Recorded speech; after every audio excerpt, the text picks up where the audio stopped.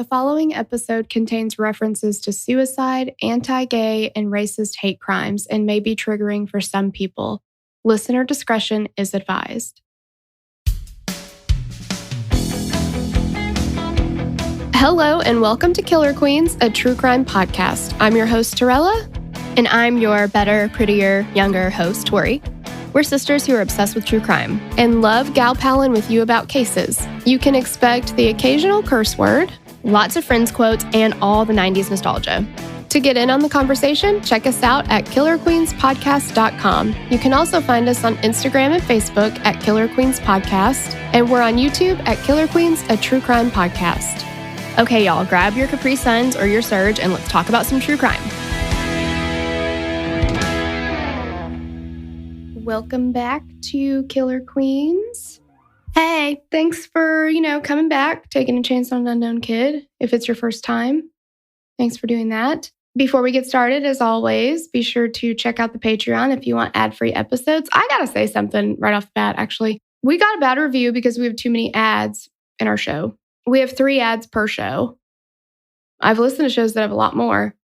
However, we got to eat, right? Hips and nips, otherwise we're not eating. Exactly. That's it. But anyway, if you want ad-free episodes, there are ways to have them. You can have that. So you can go to the Patreon. Every level gets ad-free episodes there. So that's always an option, Know what I mean? Love Jelly it. bean? Don't say it. Okay. I did. Said it. All right. So other than that, we will get to, you know what? I did also want to say one thing. Ugh. We have an Instagram. I don't think I've hardly ever talked about it. So, we do some fun stuff on there. We're starting to do live videos every once in a while, just like randomly, when we find case updates or just whatever we want to do, So sometimes we just jump on there. So check it out. Come follow us. Hang with us. Killer Queens Podcast. Yeah. And we have a discussion group on Facebook, which I don't think I've ever talked about either. You didn't even know we had it for like a year. I didn't, but now we know. Yeah, because I didn't tell you. But it was a secret. So there you go. Now we will get into today's case. Special thanks to Sloan for the research and writing this week. Yes. This is a 90s case. This is Hattie Mae Cohens and Brian Mock. On September 26, 1992, in Salem, Oregon, Hattie Mae Cohens and Brian Mock were at their apartment with their friends. Most of the people in the apartment were asleep when 2 firebombs came crashing in through the windows. That is so terrifying. Mm-hmm. Can you imagine? Like you're just at your house. Just sleeping, hanging out. Doing regular, you feel safe, you're at your house. Fire bombs. Crashing through the windows, my God. These were crude bombs made from bottles filled with gasoline and set on fire. While the friends all escaped the fiery apartment, Hattie Mae and Brian did not. They burned to death in the basement apartment they called home. That is terrible. It's so sad. And oh God, a horrible way to go. Mm-hmm. Hattie Mae was a 29-year-old Black woman who identified as a lesbian. Brian was a 45-year-old, reportedly disabled. We couldn't find anything about a specific disability, but a few sources just referred to him as disabled. White man who identified as gay. Hattie Mae Cohens and Brian Mock were killed for being gay. There was the added issue of race for Hattie Mae, but in the aftermath, became less of a focal point than their sexual orientations. Their murders would be a trigger for many activist groups to fight for the rights of LGBTQ+ individuals. According to basicrights.org, Oregon in 1992 was ground zero for anti-LGBTQ hate. A specific group called Oregon Citizens Alliance was at the heart of this hatred, and it's because of their quote-unquote anti-gay proclamations that some people felt safe to terrorize anyone that doesn't identify as heterosexual, and they were the reason that anyone who did identify as anything other than 100% straight felt like they had to hide everything about who they truly were. Sound like a bunch of dicks. Yeah, big time dicks. Big time dicks. Also, it feels like, well, it doesn't feel like, based on numbers and days, I can say that this would have been going on at the same time as the whole Rajneeshi Antelope, Oregon debacle, because they moved in right around this time, wasn't it? Late 80s, yeah. Yeah, late 80s. And the murder happened in 1992. So this climate was building. But they don't mention the Oregon Citizens Alliance at all in that. Mm-mm. They talk about the Friends of Oregon. Friends of Oregon, yeah. It's just 1,000 Friends of Oregon. 1,000 Friends of Oregon. But it's just so aggressive and so violent, the atmosphere in Oregon at this time, which is really sad because I know that that's not reflective of everybody in Oregon. No. But that's the thing. It's the people who are the shittiest are usually the loudest. Yeah, the squeaky wheel gets the oil every time. Oregon Citizens Alliance, or OCA, was a conservative activist group and political action committee that was started in 1986. The OCA's goal in life was to do anything in their power to keep the LGBTQ plus community from existing in their state, and probably, if they had their way, the world, the universe. Whoa. Yeah. Like, that's trying to get rid of people, okay? Frowned upon, typically. They are entitled to do whatever the hell they want to do. And if somebody imposed that same thinking on them, then they would be mad as hell. Oh my gosh, it would be a shit show, wouldn't it? It's like, I'm going to tell you how to live your life, but you better not tell me how to live mine. Like, yeah. Oh, it makes me so angry. Oh, yeah. And we get into like the moral, what do they call them? Like moral crimes or whatever, like how sodomy used to be illegal and, all these things or whatever. Sure, but they talk about things being illegal based on a like moral. I mean, I guess technically murder would be that way, right? Yeah. You're not supposed to murder, but I've heard that. Yeah. Yeah. I've heard it a time or two, but I don't know, just that that's such a slippery slope, because if there's something personally, we've talked about this on the mixtape, I don't think that you should have a sticker on your truck that says, I eat ass. Yeah. I don't like it. But how about we go this route, though? What about glass stones? No. What about stones in glass houses, though? Can you be the moral police for other people, the morality police, and then be like, oh, but also I'm a total trash bag of a person, too? Well, yeah, exactly. Like, I don't like the I eat ass sticker thing. Sure. But I guess I respect other people's right to have it. Okay, that's growth. That's nice. When we did that mixtape, you were very against it. I thought... I mean, I'm still against it. Live and let live, I know. I'm just like, there's so many ways that I'm crass, and then there's so many ways that I'm a prude. Well, we're not equal opportunity crass people. Crassers. We're not crass asses. It's like, yeah. Oh, no. Okay. It's too far. The OCA, that is. They sponsored initiatives on the Oregon voting ballots and attempted to get the quote-unquote right people into the Senate.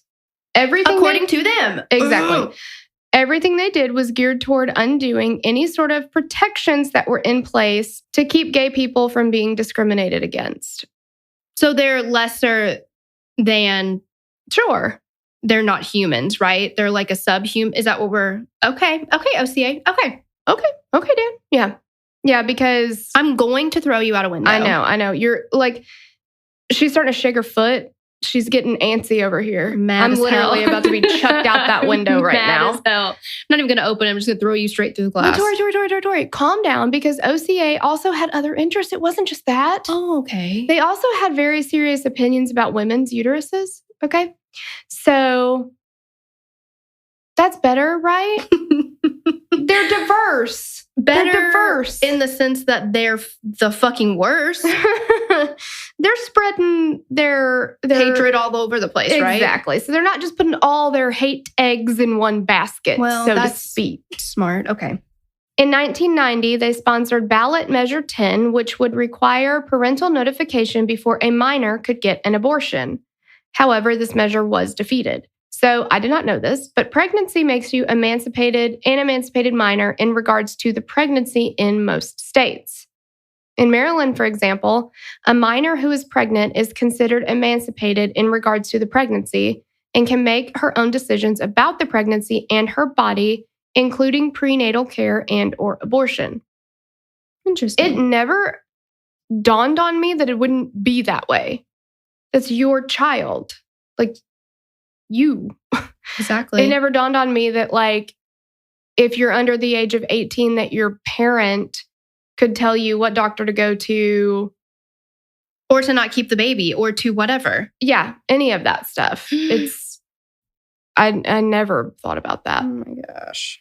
But their biggest concern was, didn't say any words really.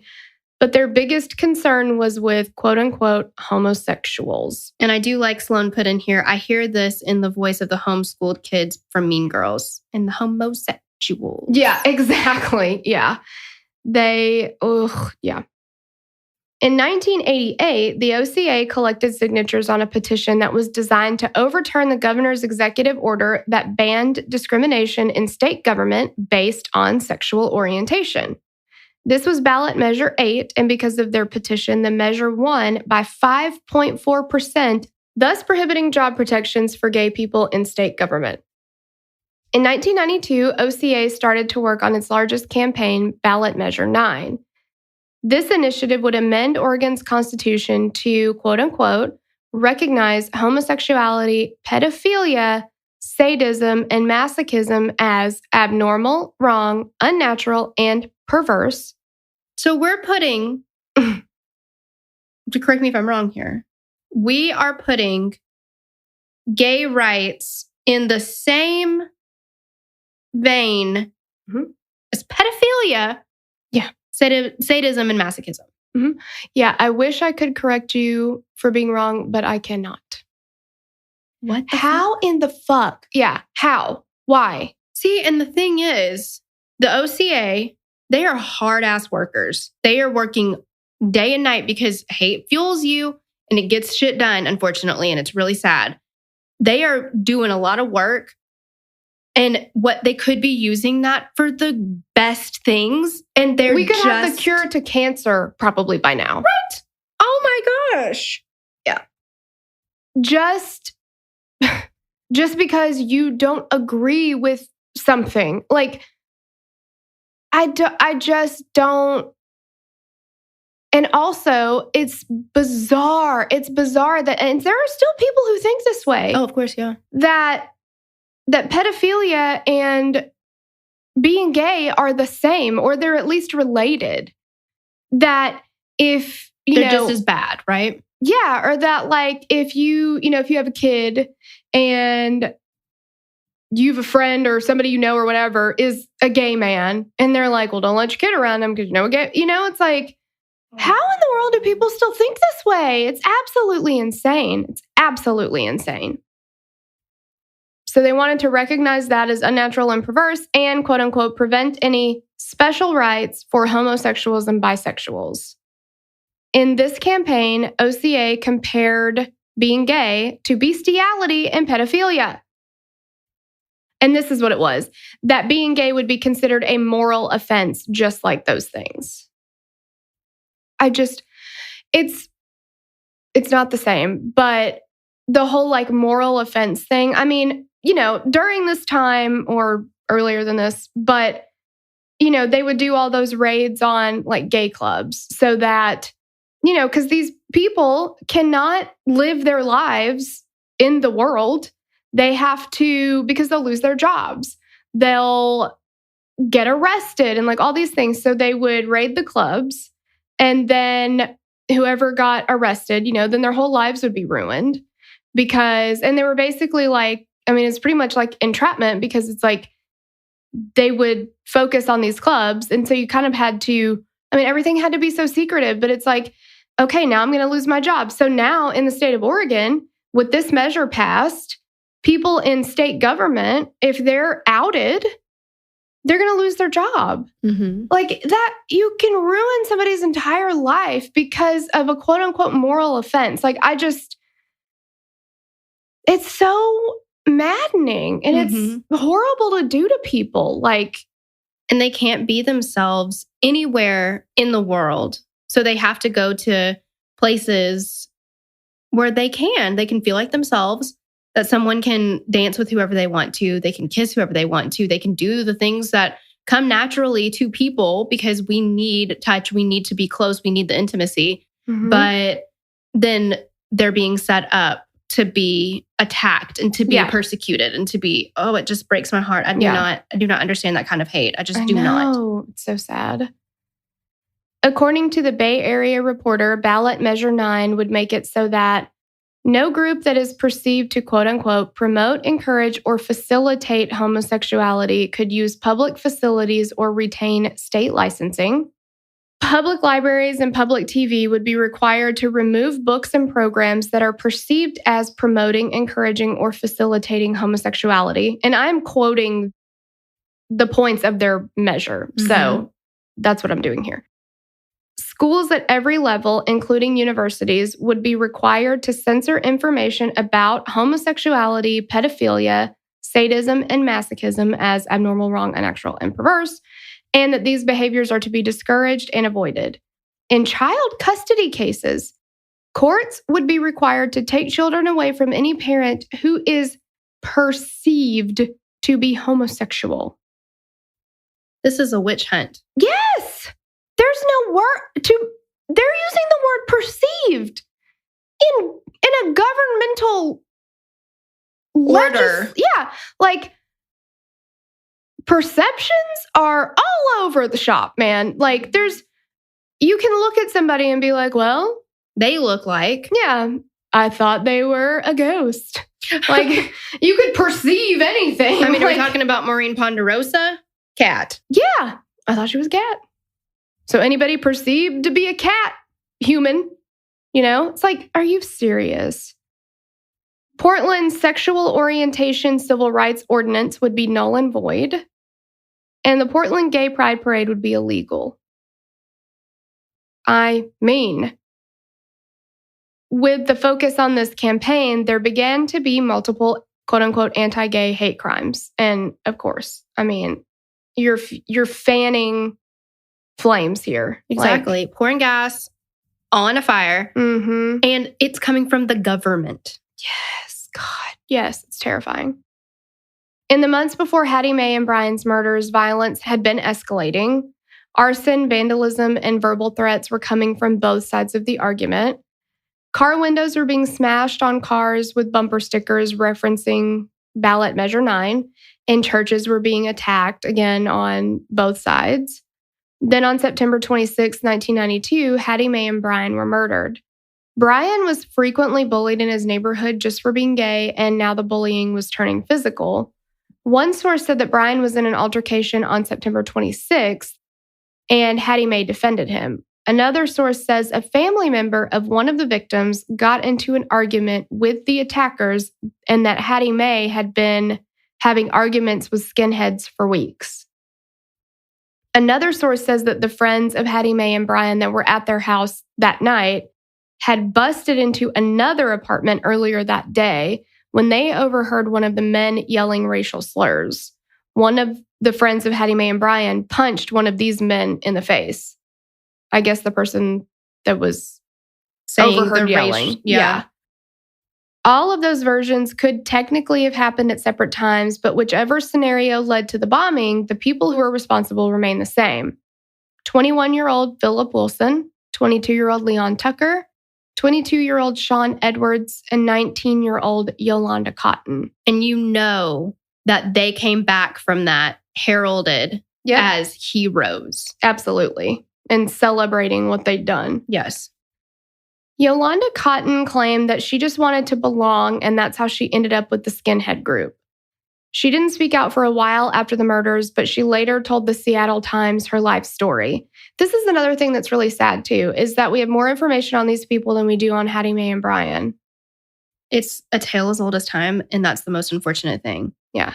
Because, and I don't mean to call out the Seattle Times or whoever, Time Life magazine or Rolling Stone or whatever. When you plaster the face or the big story is getting a murderer side of things rather than focusing on the lives that were lost and who these people were, that's when shit's gone wrong. Yeah. Because now we're we're idolizing. Yeah. There's a fine line between, there's obviously a place for criminology learning, of course, and things like that. But yeah, there is a very fine line. There's a lot of stuff I see on social media now of people talking about Ted Bundy and idolizing him. And, I will never understand people talking a lot about Ted Bundy in the sense that he was a very attractive man. I mean, I don't know if anybody else can physically see this, but he has a unibrow. One eyebrow. Yeah. But he's also not hot. And also, he murdered so many people. Yeah. That's a big turnoff for me. Yeah. I guess maybe not for everybody, but yeah, it's there's definitely that fine line of we're interested in true crime, but when you take it that far, right? Yeah, is that what you're saying? Yeah. Because there's a lot of people that will then take that interest in true crime and kind of go over it and kind of be like, okay, so my favorite serial killer is. Well, then you get into obsessing over the person who committed the crime. Exactly. Rather than, because I mean, as much as what I'm saying, I feel like in a sense I'm calling us out, and I don't mean to, because I genuinely feel like what we're doing is the best way that we know how to do this, where we are we are sharing our interest in something without trying to idolize or romanticize what has happened. Yeah. But we just want to know why and what happened and how. Yeah. I think the only feelings we have for these perpetrators are fuck you. Yeah, exactly. So yeah, hate them. The Seattle Times reported that Cotton had lived a hard life where she'd been raped and beaten by her mother's boyfriend as a small child, which is horrible. Yes, absolutely nobody should ever have to go through that. They called her mother in this article. This is a direct quote. They said that she was, quote unquote, mentally retarded and did not or could not stop the abuse. So if there was I don't even think there was mental illness, maybe a learning disability or something like that there. But we do see that a lot with people who are abusive. They will prey on people who maybe can't defend themselves, maybe don't have the cognitive ability to stop things, are more likely to go along with whatever is happening because maybe they don't understand it fully or whatever. I mean, man, in the 90s, it was a whole different ballgame, wasn't it? Absolutely. You could just say whatever. When Cotton was a little older, her mom went out to run errands and never came back. I would like more information on this. I cannot imagine what that would do to a child psychologically. No. And I also wonder, is her mom okay? Yeah. Did something happen to her? Because if she was not fully mentally there, is she just going to make a decision to run off? I mean, maybe she did, but I don't know. I'm a little worried about her. Cotton was placed in a foster home and eventually adopted. Her new family was very religious. She had a Baptist minister father, and she felt alienated from them. So one day, she slit her wrist. She wasn't successful in her suicide attempt and wore long sleeves to cover the scars from her family. Later, she swallowed a bunch of pills and began vomiting. Her parents made her go to church as usual and never talked about the incident again. So we'll just sweep it under the rug, pretend like nothing happened. That solves everybody's problems. Yeah, I mean, she definitely did have a rough go of it. There's no doubt about that. There were blatant cries for help there. Yes, yeah. And the foster system is flawed. Yeah, very flawed. I mean, it's you would just hope that when you're going to be taking care of a child, especially coming from a background like that you would have people that are genuinely there to help them. And it's just they're ignoring every cry for help that she's exhibiting. Yeah. Well, and probably making her feel bad about it. Probably exactly, making it worse. Yeah. Yeah. Stop being annoying. Stop doing this. Yeah. At age 15, she ran away. After her 16th birthday, she was caught by police and returned to her adoptive family. And then they placed her on house arrest for 6 months. That had to have been horrible. The next year, Cotton was on a Job Corps program in Reno, and that's where she met Philip Wilson. And he was one of the accomplices there. In 1991, the pair moved to Salem. In 1992, Cotton gave birth to a baby girl. Wilson and Cotton couldn't support the baby and ended up giving her up for adoption. The longer they stayed in Salem, the more friends they made in the skinhead community. They didn't come to Salem for this reason, they said, but while they were there, it's just like who they started to spend time with, and it became their friend group. Cotton said that she eventually renounced the racist beliefs, but didn't abandon her friends. So that's progress, right? Is it the easiest thing to do to have a good core group of friends that you're very close with, but disagree on very deep, fundamental moral issues? Like, all my friends are huge racist, but they're my friends. So I just, we just don't talk about it. That's how we'll handle that. Yeah, that's fine. Because this is what happens, right? Philip Wilson and Yolanda Cotton had prior police records that linked them to white supremacist activity. I mean, I don't believe that she was not racist. Oh, no, I don't think that you can be if you're going to be in that group. Exactly. I think that we've gotten to where we are because a lot of people maybe just don't say stuff to that family member that you see or, whatever, stuff like that. These are people she's choosing to spend time with all the time. This is her core group of friends and not that the belief is bad enough, but they not only believe it, they have pledged it to an organization. Exactly. They're in these white supremacy groups. They're joining organizations that are moving that type of ideology forward. Both are wrong, but she's deliberately doing it. Don't tell me that you're spending all of your time with these people. You're joining these organizations and you're not don't tell me that. Yeah, that's ridiculous. A bunch of malarkey. Exactly. Judge Judy would be like, baloney! Exactly. For sure.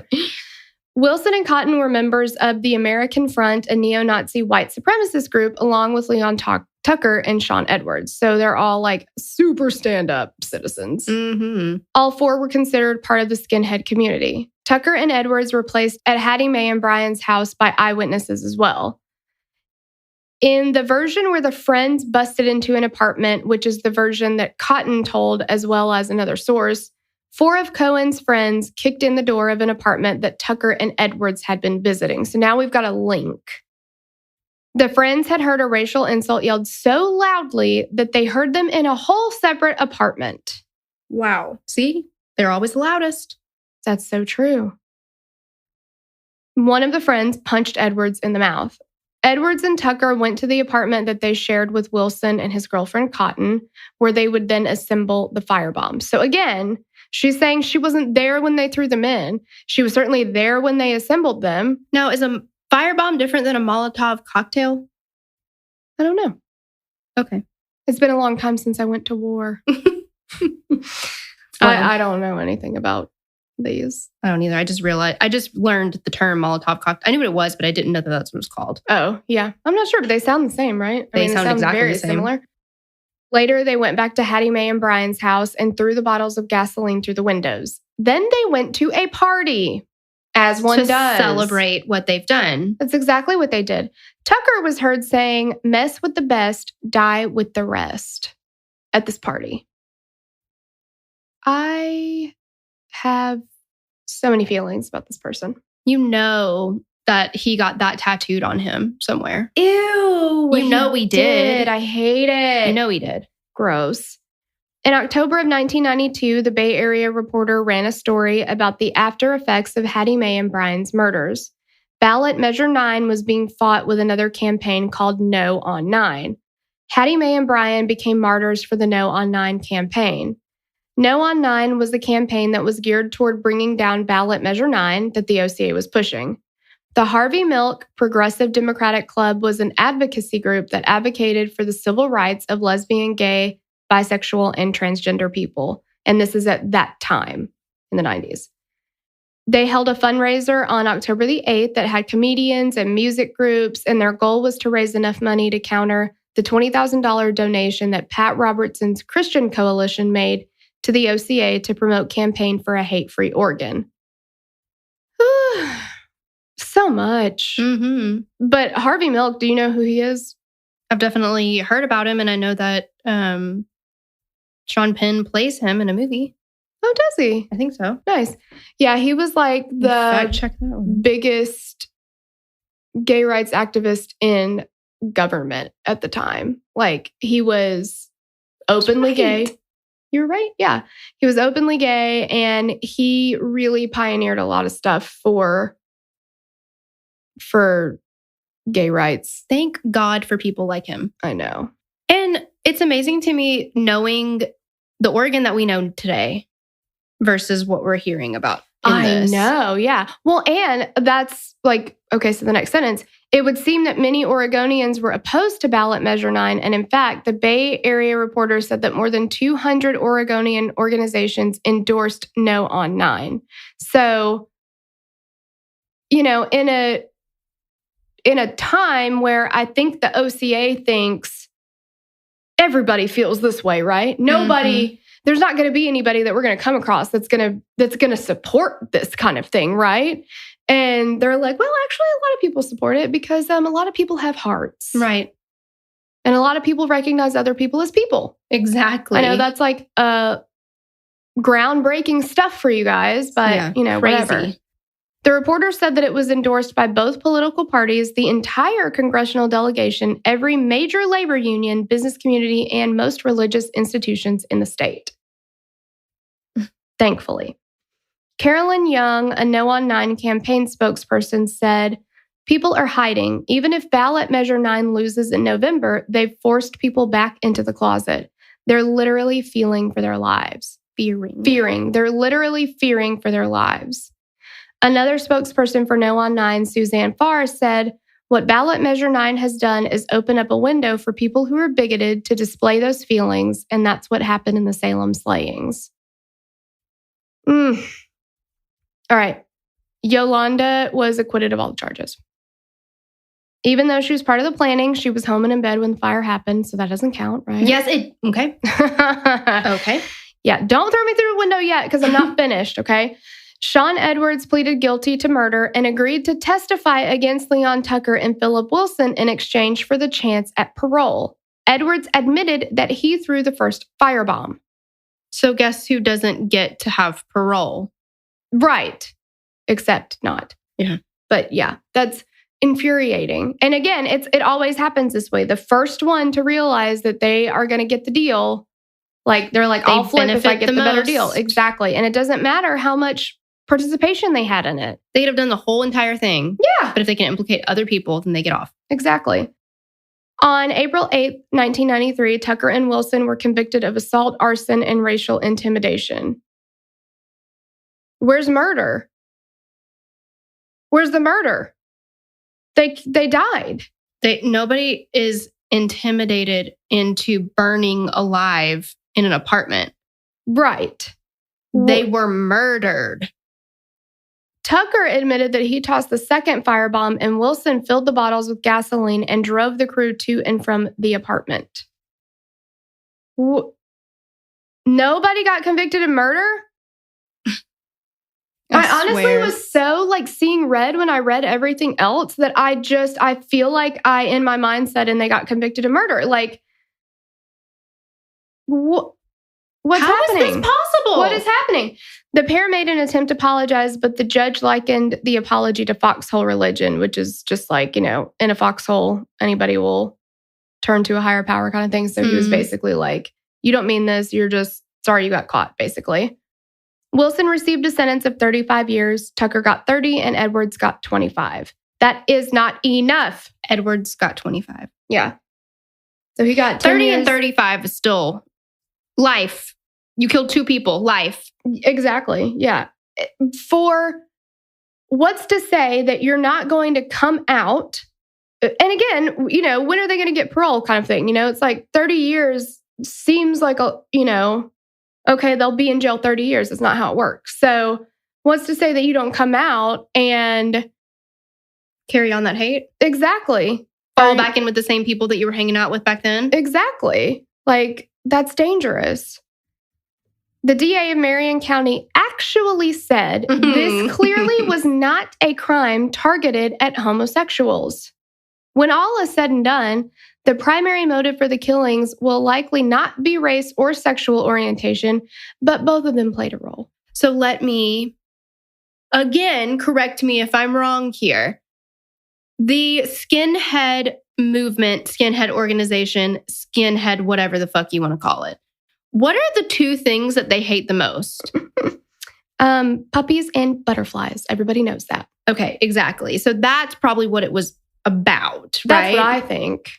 Like, what the fuck do you think it was about? Exactly. What was it about then? Yeah, they're literally involved with white supremacy, quote unquote, anti-gay organizations. You tell me what the motive was. So one person was Black, both people were gay, and you're going to sit there and tell me that that's not the reason. And they very likely got into an altercation earlier that day for those exact things. Yes, for a racial slur so loud that you could hear it from a whole other apartment. Right. And they were at a party that night saying, mess with the best, die with the rest. Fuck you. Yeah. Proud of what you did. Edwards claimed that Hattie Mae and Brian weren't the intended targets, but it was pretty obvious from anyone who witnessed the arguments and bullying that this was related to race and/or sexual orientation. Witnesses told the police that both Hattie Mae and Brian had been harassed about their sexual orientation, and Hattie Mae had been harassed about her race.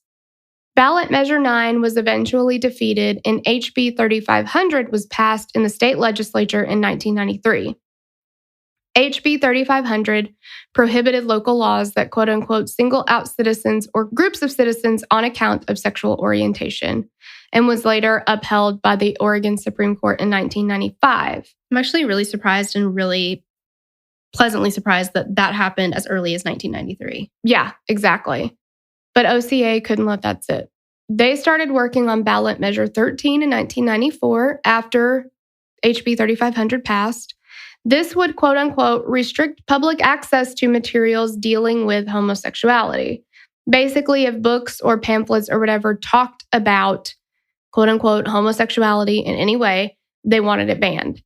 Ballot Measure 13 also failed, but honestly, not by that much. It got 48.5% of the votes. That's a very close call. Why? What do they think is going to happen? Is it that same mentality where it's like if you read about it, then you're automatically going to turn gay? I just don't understand this. I do not understand it. Gandhi has ADD. You get it from toilet seats. Let's just say that that mentality is true. Wouldn't people who are gay turn straight then? Wait a minute. We've just got to get them around straight people. Exactly. They have to read more straight books. Yeah. Pray the gay. I mean, okay. I'm just. Yeah, that's exactly true. Yeah. Fuck this whole case. I know, it's fucking ridiculous. In 1996, Lon Mabin, I think is his name, one of the founders of OCA, ran for the Oregon Senate seat against a man named Gordon Smith, but he lost.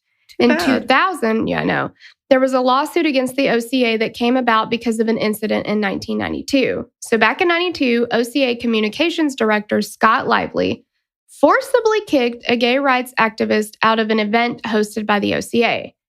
The suit also said that OCA hid some of their assets to avoid paying a settlement in this incident. So OCA lost the lawsuit. In 2000, OCA tried to propose a second Ballot Measure 9 that would prohibit schools in Oregon from, quote unquote, encouraging, promoting, or sanctioning homosexual and bisexual behaviors.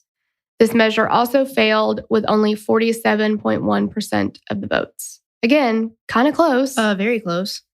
In 2002, Mabin was put in jail for refusing to comply with the judge's orders to produce financial statements relating to the 1992 case. Then, Mabin still had the audacity to run for Senate again. He ran as a member of the Constitution Party and lost when he only got 1.7% of the votes. That had to suck. That's embarrassing. Mabin and Lively tried to bring back the OCA in 2007 and tried to get new anti-gay measures placed on the 2008 ballot, but they failed again. Lively then decided to write a book. Guess what it's called? Oh, geez. I feel bad for anybody listening to this because I think it's just us yelling for an hour. Yeah. It's called The Pink Swastika, Homosexuality in the Nazi Party, and would also promote anti-gay legislation in Russia and Uganda. What? The pink what does that even mean? I guess if it's pink, then you're gay, right? I don't know. This doesn't even make any... It's so stupid. And the fact that this happened in or around 2008. I know. It's asinine and it's terrifying. Mm-hmm. Like all in the same breath. Lively also has a group called Abiding Truth Ministries that is listed as a hate group by Southern Poverty Law Center. In response to the murders of Hattie Mae Cohens and Brian Mock, Kelly Cogswell, among others, founded an activist group called Lesbian Avengers. Cogswell was a New York journalist and a blogger about lesbian, gay, bisexual, and transgender issues. She and her colleagues in the Lesbian Avengers would frequently protest about LGBTQ plus rights, and these became known as Lesbian Avengers Eat Fire Too, when on Halloween of 1992, the Lesbian Avengers ate fire and chanted, "The fire will not consume us, we will take it and make it our own." After this, they marched down Fifth Avenue in New York carrying their torches. It's like badass. Oh, yeah. Who eats fire? That's insane. I know. Do not want to mess with anybody like that. I know. They were like, come at me, bitch. Yeah, exactly. Come at me. Good for them. This was just the beginning for the Lesbian Avengers. A few months after the fire-eating protests, the Denver mayor came to New York to promote tourism, but the Lesbian Avengers were not going to let him come and go peacefully, while Colorado's Amendment 2 was still active. So this was an amendment approved by the voters of Colorado in 92 that would prevent, quote unquote, any city, town, or county in the state from taking any legislative, executive, or judicial action to recognize homosexuals or bisexuals as a protected class. My brain hurts. Mm-hmm. My brain hurts right now. Yes. I cannot with these stupid fucking idiots. The Lesbian Avengers followed the Denver mayor everywhere he went on his visit. And I hope they just like screamed the whole time. I'm pretty sure they did. And they were just like, oh, you're going to the bathroom? We're coming too. Yeah, exactly. You're not getting away from us. Yeah. Later on April 24th, 1993, 20,000 plus women showed up at the Capitol for another protest. This would be the first ever Dyke March. The next march was in New York in 1994 with another 20,000 plus people. And they still have these every single year. You can go to their website and see when the next one is. They had one in, well, it said it was in June. I wonder if it still happened. But they have them every year. Yeah, I hope if it didn't happen that it was rescheduled, and it will happen. Yeah, exactly. In 1994, James, I don't know how to say his last name. Lesesny? Created a character for a one-man show called Word of Mouth. The character was named Trevor, and we'll link to the video on it. It's a 20-ish minute movie about a teenage boy in the 80s struggling with learning that he's gay and dealing with other people's opinions about being gay. He's bullied by peers and rejected by his friends. Trevor's parents don't understand him and disregard his frequent staged suicide attempts. He gets so depressed that he attempts suicide with aspirin, and he makes a joke about it. But when he's unsuccessful, he meets a male candy striper at the hospital who tells him he has to just take life one day at a time. He invites Trevor to a Diana Ross concert, which is Trevor's fave, and Trevor decides he needs to live, at least until tomorrow, and dances into the house. So it's like a happy ending after a pretty rough message. Trevor's story was seen by producers Peggy Rashke and Randy Stone, who became enthralled by the story and decided that it would make a fantastic short film. They asked Lesesny to develop a screenplay, and from there, Trevor became an Academy Award-winning live-action short film. This ended up turning into a national movement. It was aired on HBO with Ellen DeGeneres as the host. Peggy Rashke discovered that young people like Trevor had no resources to turn to when they faced the challenges Trevor and people like him often face. Rashke knew that she had to do something. She recruited mental health experts and developed a 24-hour crisis line with funds secured by James Lesesny. The same night that the movie aired on HBO, the Trevor Lifeline was launched. Trevor Lifeline is the first national crisis intervention and suicide prevention lifeline for LGBTQ plus youth. According to the Trevor Project's national survey on LGBTQ young mental health, lesbian, gay, bisexual, transgender, queer, and questioning youth often face disparities in suicide risk compared to their non-LGBTQ peers. Research has documented that LGBTQ youth report significantly higher rates of having seriously considered suicide, making a plan to attempt suicide, and attempting suicide compared to heterosexual and or cisgender youth. These disparities in suicidality are thought to be due to stressors and discrimination associated with being in a socially stigmatized position in society, as opposed to being LGBTQ in and of itself. Because I do know that some people will be like, well, the suicide rates are higher, so don't be gay, And it's like, no, that's because of your attitude toward people, like what you just said. If you feel completely alienated, if you feel like you can't be yourself, like, yeah.